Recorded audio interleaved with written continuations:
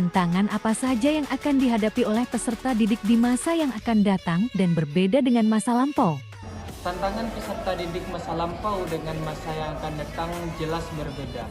Karena dari gaya belajar peserta didik masa lampau dengan masa yang akan datang itu berbeda.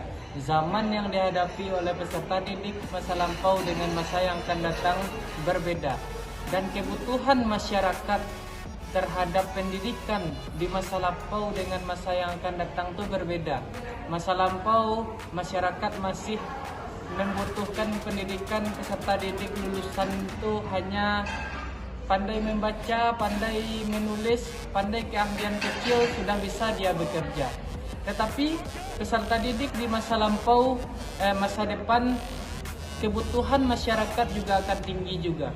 Tidak hanya menulis, membaca, berhitung, tetapi juga keahlian-keahlian makin meningkat karena teknologi juga akan meningkat di masa yang akan datang.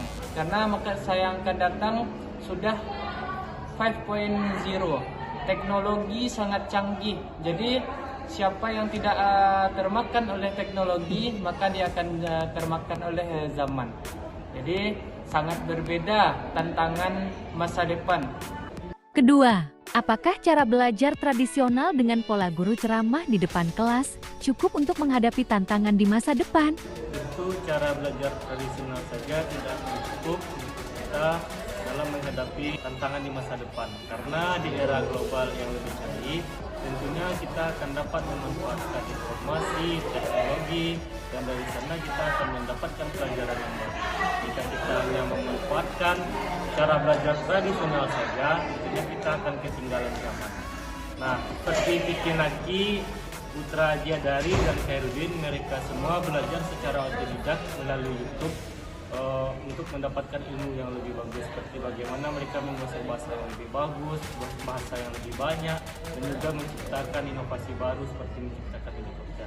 Ketiga, kajian di Microsoft tahun 2021 menempatkan warganet Indonesia sebagai warganet paling biadab atau paling tidak sopan se-Asia Pasifik. Di mana peran lembaga pendidikan dalam hal ini?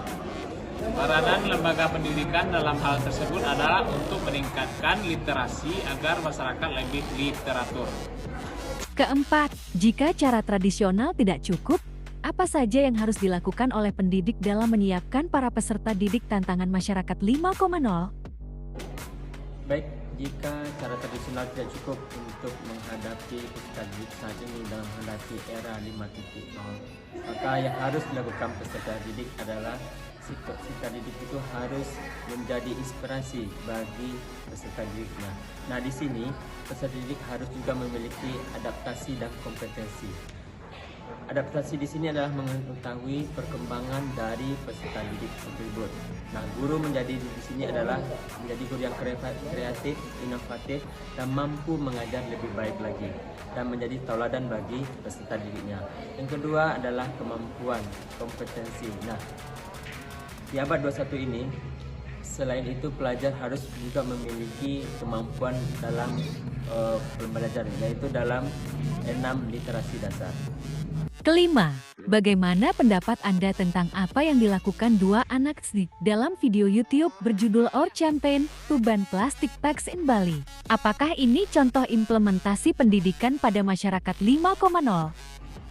Menurut kami yang dilakukan oleh siswa SD di Bali itu sangat bagus sekali, Melati dan Isabel, karena mereka geram dengan apa yang dilakukan oleh masyarakat di Bali, membuang sampah sembarangan, apalagi yang intinya itu sampah plastik. Sampah plastik ini sangat susah terurainya. Jadi apalagi di Bali itu panjang sampah itu di pantai, di sungainya sangat banyak sekali kata mereka. Lalu hal yang bagus yang dilakukan oleh anak berdua itu membuat pergerakan mulai dari teman-temannya anak-anak SD itu yang digerakkan untuk agar tidak membuang sampah plastik di sungai, di pantai, atau sembarangan tempat. Lalu dia mengajak orang lain bersatu mengajak orang lain, bagaimana mereka bisa mengajak orang lain untuk tidak membuang sampah sembarangan. Itulah jawaban singkat dari kelompok kami. Sekian dan terima kasih.